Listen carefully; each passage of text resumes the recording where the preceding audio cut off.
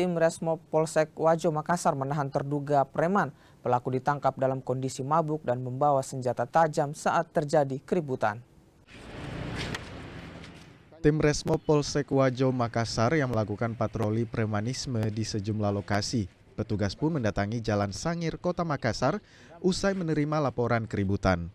Petugas menemukan terduga preman berinisial SP dalam kondisi mabuk.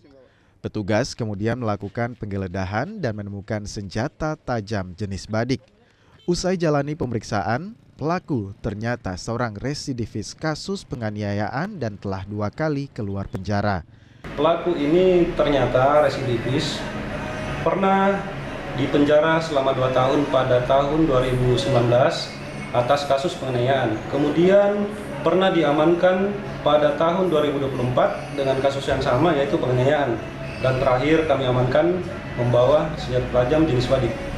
Nah, selanjutnya pelaku ini disangkakan pasal apa lagi?